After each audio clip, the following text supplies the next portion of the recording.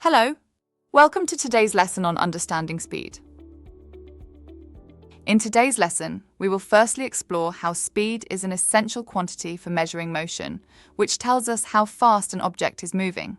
We'll also categorize it using our distinction between scalar and vector quantities. Next, we will familiarize ourselves with the speeds at which everyday objects typically move. Finally, we'll outline some factors which can affect how fast an object is moving. So far, we have distinguished between distance and displacement. You have learned that distance considers the total path covered, whereas displacement focuses on the straight line distance from the starting point to the end point. Building on this foundation, we can now introduce the concept of speed. This enhances our understanding of physics by allowing us to quantify how fast objects move, which is crucial in analyzing and predicting motion in various contexts. Let's get started. Speed is a fundamental concept in physics that helps us measure motion. It tells us how fast an object is moving by measuring the distance it covers over a certain period of time. For instance, let's think about a 10-kilometre race. In this race, everyone covers the same distance of 10 kilometres. However, some runners complete the race faster than others.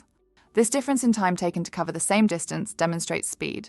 If one runner finishes the race in 30 minutes, while another finishes in 40 minutes, the first runner has a higher speed because they covered the 10-kilometre distance in less time.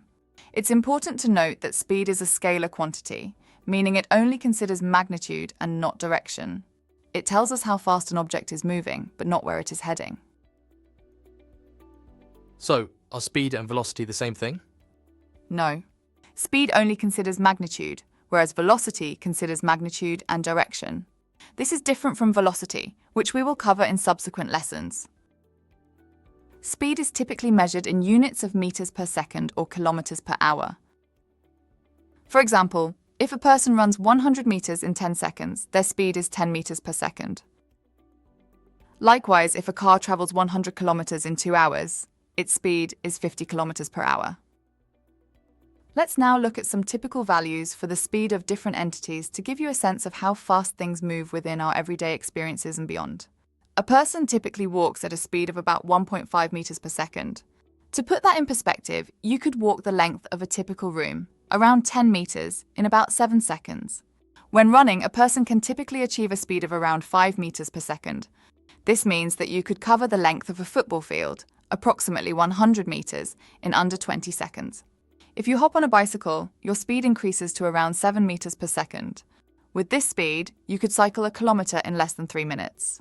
A car typically travels between 13 to 30 meters per second. At the higher end of this speed, you could get from London to Birmingham, a distance of about 200 kilometers, in just over 2 hours. An express train moves at about 60 meters per second. Therefore, if a train were to travel from London to Birmingham without stopping, it could cover the same distance in just an hour. A cruising jet plane travels at around 200 meters per second. This means you could fly from London to Edinburgh, covering a distance of about 600 kilometers, in just 3 hours. So what influences how fast a person can run? While we now know the average running speed, things like a person's fitness level, age, the type of terrain they are running on, and the weather can all change their speed. Let's briefly review them. Fitness level. Regular training can significantly enhance cardiovascular fitness and muscle strength, thereby increasing speed. Age is another consideration. Generally, younger individuals often have faster running speeds due to higher muscle efficiency and energy levels. Surface also affects running speed. The type of surface you run on also affects speed. Running on a track or a flat road typically allows for faster speeds compared to running on uneven terrains or uphill-downhill paths. People usually run faster over short distances. For instance, a 100-meter sprinter runs at a higher speed than a marathon runner. Factors like temperature, humidity, and wind resistance can either aid or hinder running speed. For example, running with a tailwind can increase speed, while running against a headwind can decrease it. Finally, using proper running shoes that provide good grip and support can improve running speed and reduce the risk of injury. Let's also take some time to consider factors influencing vehicle speed. These include the condition of the surface. Smooth roads or tracks allow vehicles to travel faster compared to rough or uneven terrains. External forces also impact vehicle speed. Wind can have a significant impact as well. A tailwind can push a vehicle forward, increasing its speed, while a headwind can create resistance, slowing it down. The aerodynamics of a vehicle also matter a lot. Sleek designs reduce air resistance, enabling the vehicle to move faster. For instance, sports cars are designed to minimize drag and maximize speed. Finally, the driver's experience and skill level are essential for determining how fast a vehicle can be safely operated. A skilled driver can maintain high speeds more effectively than an inexperienced one. In today's lesson, we delved into the concept of speed and its importance in measuring motion.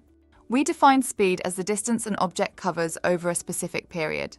We also highlighted that speed is a scalar quantity, focusing solely on magnitude without considering direction, in contrast to velocity.